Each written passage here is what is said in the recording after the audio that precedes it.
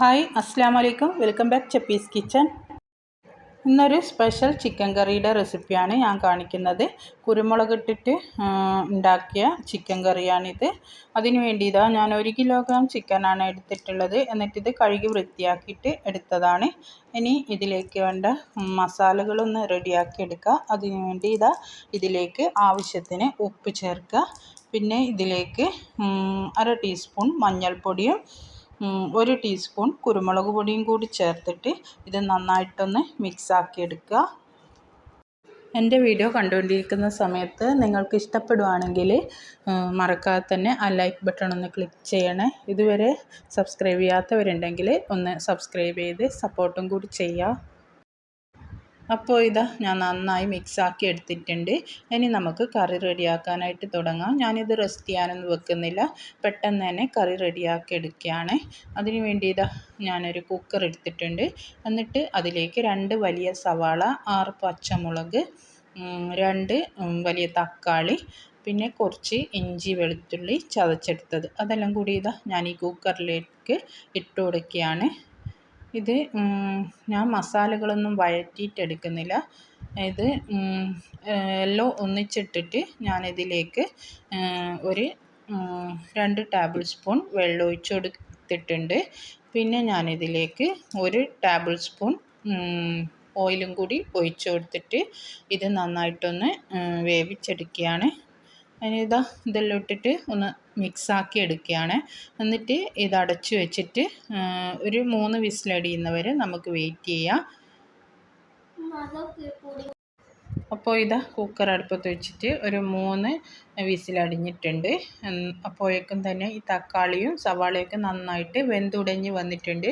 ഇനി ഞാനിതൊരു സ്പൂണ് വെച്ചിട്ട് ഒന്ന് ഉടച്ചു കൊടുക്കുകയാണ്. ഉടച്ചു കൊടുത്തതിന് ശേഷം ഇനി ഞാനിതിലേക്ക് കുറച്ച് പൊടികൾ ചേർത്ത് കൊടുക്കുകയാണ്. ഒരു 3 ടേബിൾ സ്പൂൺ മല്ലിപ്പൊടി ചേർത്ത് കൊടുക്കുക. മല്ലിപ്പൊടി 3 ടേബിൾ സ്പൂൺ നിറയെ ചേർത്ത് കൊടുക്കുന്നുണ്ട്. ഞാൻ നിറയെ ചേർത്ത് കൊടുത്തിട്ടുണ്ട്. പിന്നെ ഞാനിതിലേക്ക് 1/2 ടീസ്പൂൺ മഞ്ഞൾപ്പൊടി, 1/2 ടീസ്പൂൺ ഗരം മസാലപ്പൊടി, പൊടിമുളക് തീരെ ചേർക്കുന്നില്ലേ. ഇതിൽ ഞാൻ കുരുമുളക് മാത്രമേ ചേർക്കുന്നുള്ളൂ. കുരുമുളകും പച്ചമുളകും ചേർക്കുന്നുണ്ട്, നമ്മൾ പൊടിമുളക് ചേർക്കുന്നില്ല. ഇനി പൊടികളെല്ലാം ചേർത്ത് കൊടുത്തിട്ട് ഒരു 2-3 മിനിറ്റ് ഇങ്ങനെ ഒന്ന് ചൂടാക്കി എടുക്കുക. അപ്പോൾ 2-3 മിനിറ്റ് കഴിഞ്ഞതിന് ശേഷം ഞാനിതാ റെഡിയാക്കി വെച്ച ഈ ചിക്കൻ ഉണ്ടല്ലോ, അത് ഫുള്ളായിട്ട് ഇതിലേക്ക് ചേർത്ത് കൊടുക്കുക. എന്നിട്ട് ചിക്കൻ കൂടി ചേർത്തിട്ട് ഒരു 2-3 മിനിറ്റ് ഇങ്ങനെ ഒന്ന് മിക്സാക്കുക. ചിക്കൻ ഇട്ടിട്ട് ചിക്കൻ ഒരു വൈറ്റ് കളർ ആകുന്നത് വരെ ഇങ്ങനെ ഒന്ന് മിക്സാക്കുക.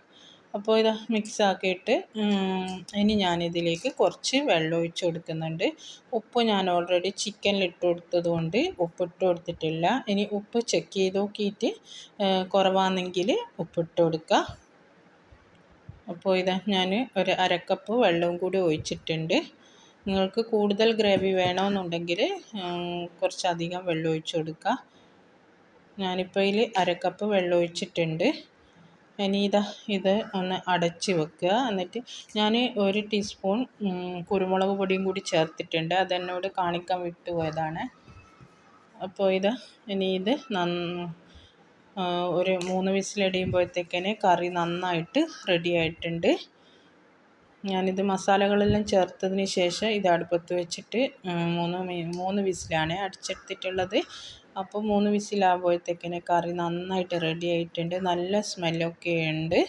ഇനി കറിയെല്ലാം റെഡി ആയതിന് ശേഷം ഞാനിതിലേക്ക് കുറച്ച് മല്ലിയില ചെറുതായിട്ട് കട്ട് ചെയ്തതും കൂടി ഇതിലേക്ക് ഇട്ടിട്ട് ഒന്ന് നന്നായിട്ട് മിക്സാക്കിയിട്ടുണ്ട്.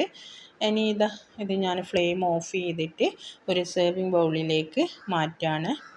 നല്ല ടേസ്റ്റുള്ളൊരു കറിയാണ്. ഇതുവരെ ട്രൈ ചെയ്യാത്തവരുണ്ടെങ്കിൽ ഒന്ന് ട്രൈ ചെയ്ത് നോക്കുക. നല്ല റിച്ച് ഗ്രേവിയാണ്, കഴിക്കാൻ നല്ല ടേസ്റ്റാണ്. ഇത് പൊറോട്ട, ഒറോട്ടി, ചപ്പാത്തി ഇതിൻ്റെ കൂടെയൊക്കെ നല്ല കോമ്പിനേഷനാണ്. വെറുതെ പറയുന്നതിൽ നല്ല ടേസ്റ്റാണ്. ട്രൈ ചെയ്ത് നോക്കിയിട്ട് അഭിപ്രായങ്ങൾ അറിയിക്കുക. ഇതിൻ്റെ കൂടെ കഴിക്കാൻ ഞാൻ ഉണ്ടാക്കിയത് ചപ്പാത്തിയാണ്.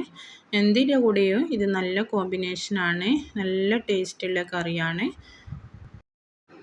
അപ്പോൾ എൻ്റെ വീഡിയോ ഇഷ്ടമായെങ്കിൽ ലൈക്ക് ചെയ്യുക, ഷെയർ ചെയ്യുക, സബ്സ്ക്രൈബ് ചെയ്യുക. എന്നിട്ട് കൂടെയുള്ള ബെൽ ബട്ടൺ ഒന്ന് ക്ലിക്ക് ചെയ്യുക. എന്നിട്ട് ഓൾ എന്ന ഓപ്ഷൻ തന്നെ ക്ലിക്ക് ചെയ്യുക. അന്നേരം ഞാൻ ഇടുന്ന വീഡിയോസിൻ്റെ നോട്ടിഫിക്കേഷനിലോ നിങ്ങൾക്ക് അപ്പോൾ തന്നെ കിട്ടുന്നതാണ്. അപ്പോൾ ഇൻഷാ അല്ലാഹ് വീണ്ടും ഒരു നല്ല വീഡിയോ ആയിട്ട് കാണാം. അസ്സലാമു അലൈക്കും. Thank you.